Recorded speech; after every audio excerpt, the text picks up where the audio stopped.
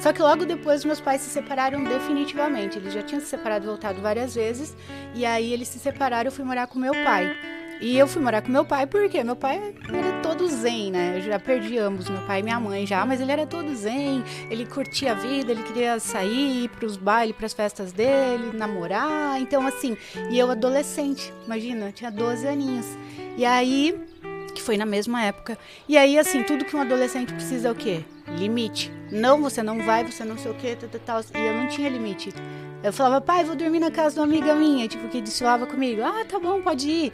Ele não ligava, tipo, a Marinalva tá aí mesmo? Deixa eu falar com o pai dela, deixa eu falar com a mãe, não sei o quê.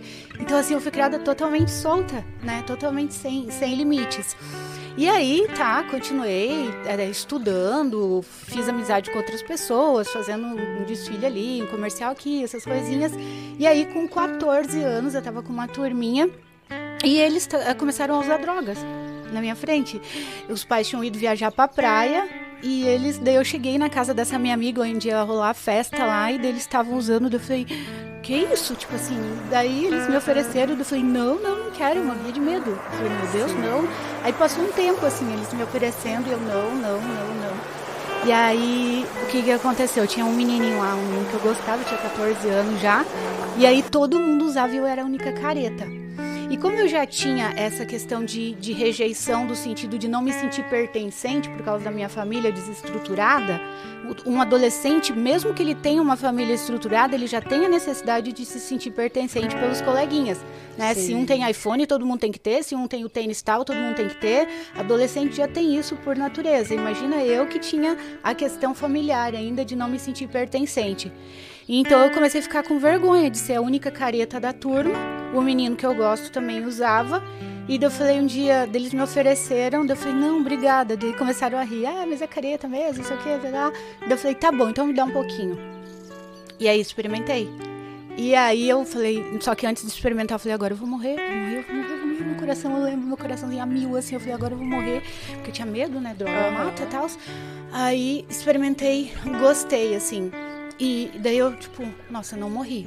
Nossa, que sensação boa. E mesmo sendo uma menina bonita, porque daí eu comecei a ser bastante paquerada pelos meninos, ganhava flores e bombons e não sei o que lá, dentro de mim tinha um vazio muito grande. E ainda existia dentro de mim um complexo de inferioridade, entende? Que foi formado lá na infância. Sim. E por mais que a aparência, por isso que eu falo do sucesso, pra mim, é paz de espírito, eu tá bem comigo mesmo, entendeu? Se eu tô bem, se eu tô em paz, é a coisa mais gostosa que tem. E aí, assim, e a droga no início, ela te deixa muito bem, te deixa super empoderada, não sei o que lá. E aí eu continuei. Ela preenche o vazio, mas temporariamente. Temporariamente. Né? E você fica dependente daquilo porque você quer mais. Você fala... não, eu quero mais disso. Enfim, aí continuei com os meus amigos e a gente usava, isso se tornou normal. E aí muito álcool, rolava muito álcool, muito tudo. Festa e shows e tudo, e eu sem controle nenhum. Quando eu chegava cedo em casa às 5 da manhã, meu pai ainda não tava. Tava nas festas dele, né? Namorador e tal. E aí eu continuei levando a vida, então assim, eles não percebiam, porque eu continuava malhando pra caramba, e às vezes 2 vezes por dia na academia, por causa dos desfiles até, eu tinha que estar com o corpo legal, então eu malhava, continuava estudando tudo, mas usando drogas, só que, e eu sempre fui muito inteligente, mesmo sem cobrança né, de pai e mãe, eu tirava 9, 9,5, 10, assim, tipo, sempre, e aí eu vi que começou a cair, né, meu desempenho, e aí com 17 anos eu reprovei. Isso foi um baque, assim, pra mim, muito grande.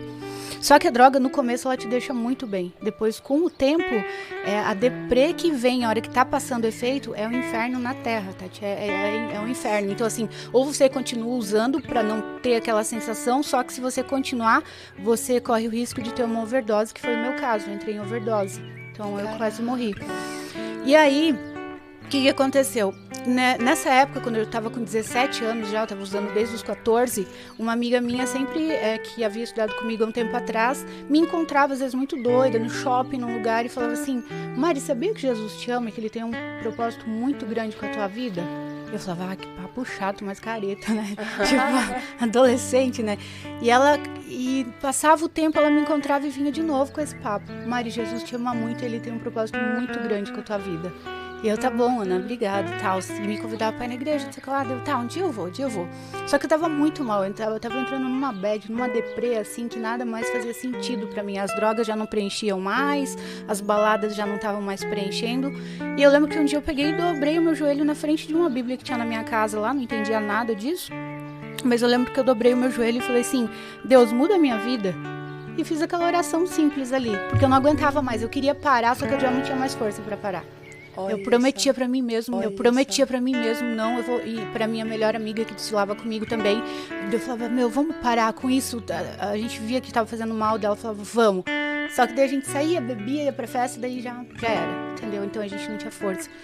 E aí um dia eu tava voltando de um show, parada no semáforo, e eu andava de moto, tipo assim, eu mesmo pilotando, minha amiga atrás, e eu parado, o semáforo fechado, eu tava certa, e aí de repente uma Scania vem com tudo, desgovernada, furando sinal pra cima da calçada, e aí a minha amiga gritou, que tava na garupa, Mário, caminhão, daí quando eu olhei, uma Scania, sabe, Scania, aquele caminhão gigantesco, vindo com tudo pra cima da gente, daí eu usei essa perna e me joguei pro lado, pra salvar o nosso corpo. Aí minha amiga caiu, só que a minha perna e o pé ficaram. Então a roda da Scania pegou, meu pé caiu, ficou pendurado por um tendão, os ossos tudo pra fora, os ossos, tendões, assim, tudo arrebentado, minha perna virada pro lado, e eu não desmaiei. Então eu vi meu pé caído, aquele sangue todo espalhando pelo asfalto, as pessoas chegando em volta e eu gritando com todas as minhas forças, em pânico, né?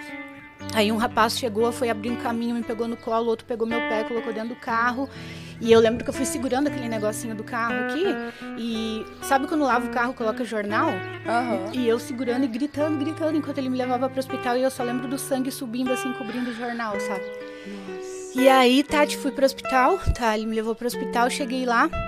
E justo aquele dia, quem tava de plantão, a minha cidade é uma cidade pequena, assim, então todo mundo conhecia todo mundo praticamente, né, tem uns 300 mil habitantes, era justo o médico considerado mais açougueiro, o ortopedista considerado mais açougueiro da cidade, assim, que se a pessoa chegasse lá com um arranhão, ele amputava pra não ter trabalho.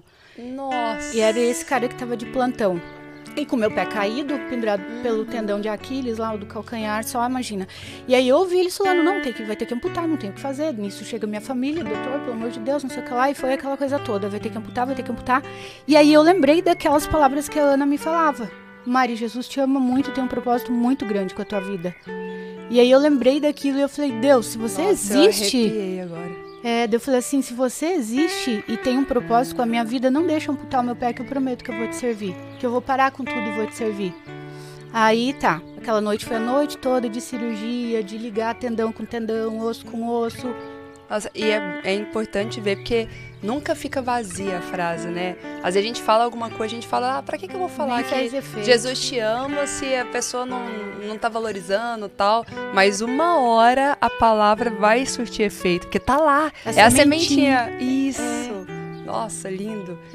E aí ficou a noite lá, Foi. Daí eu voltei, tipo assim, eu acho que eu fiquei tão dopado de morfina, de coisa pra dor, que eu fiquei uns 2 dias assim fora da casa, sabe?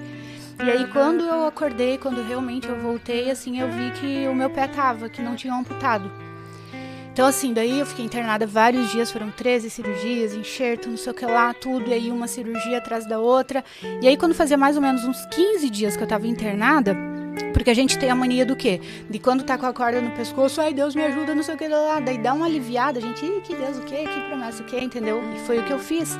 Quando fazia uns 15 dias que eu tava internada, meu quarto sempre cheio, a galera ia, levava bebida na mochila, levava droga, e assim, tipo assim, lotado. Levava pro hospital. Caraca. Eles iam lá me visitar e ficavam comigo, a balada passou a ser no meu quarto. Então eu sempre pedia pra minha mãe ir embora, pras minhas amigas dormirem comigo, né, ficarem no hospital comigo, e eu falei assim, traz um beck aí que eu tô morrendo de vontade de fumar. E aí minhas amigas levavam, arrastavam minha cama perto da janela, passava perfume, eu lembro do perfume, Gabriela Sabatini. Passava perfume, trancava a porta do quarto e eu voltei a usar droga no hospital.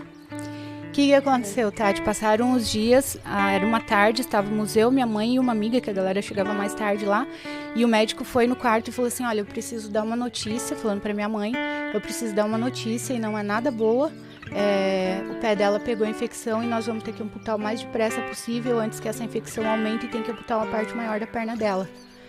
E aí minha mãe entrou em choque, eu também, minha amiga também, e a gente começou a chorar e eu sabia o que era uma infecção, porque um amigo meu tinha perdido um pedaço da perna no acidente e pegou a infecção, teve que amputar uma parte maior, né? Então eu sabia exatamente o que ele estava falando.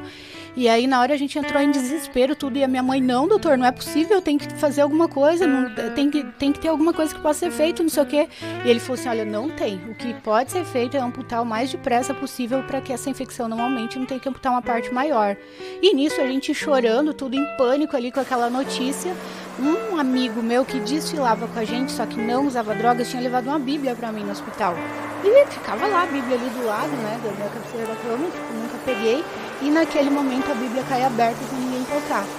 A Bíblia simplesmente cai aberta, eu olho para minha mãe, para minha amiga, e eu falei para minha mãe, pega a Bíblia na página que tá, que eu sei que é Deus querendo falar comigo.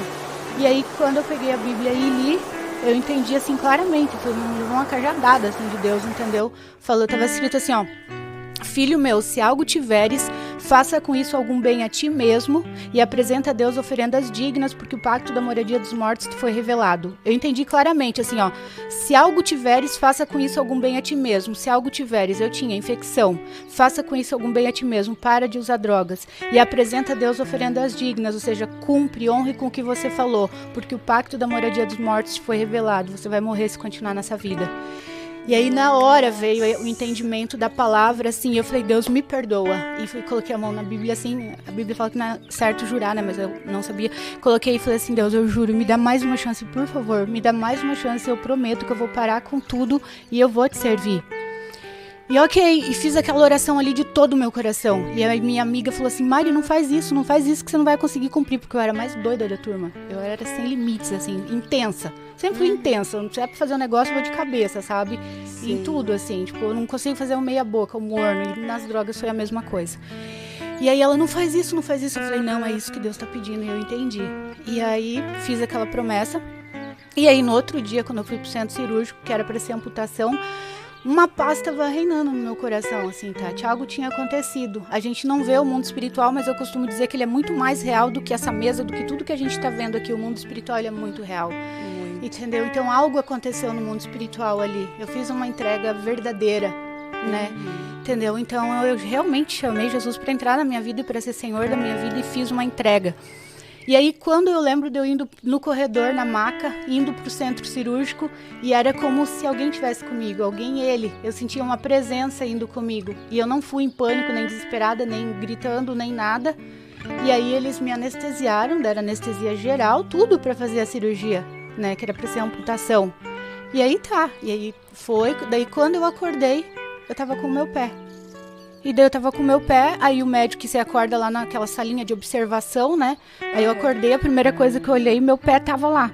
E aí eu fiquei engessada até a coxa, porque tava tudo quebrado, né, até aqui, e o pé era enfaixado, por causa das cirurgias constantes. E aí eles me levaram pro quarto e o médico depois foi lá, e aí foi dar notícia. Ele falou assim, olha, não sei explicar o que aconteceu, a gente nunca viu um caso assim antes, mas quando a gente, na hora de operar, a gente chegou a anestesiar ela tudo, mas a infecção do pé dela tinha sumido, não tinha mais nada. A gente não tem como uma explicação pra isso. E eu só olhei pra minha mãe e pra minha amiga e falei assim, daí eu falei, Deus existe, Deus. Ele é real. E aí a ficha caiu. Sabe o negócio da ficha? Ali foi a virada da minha vida.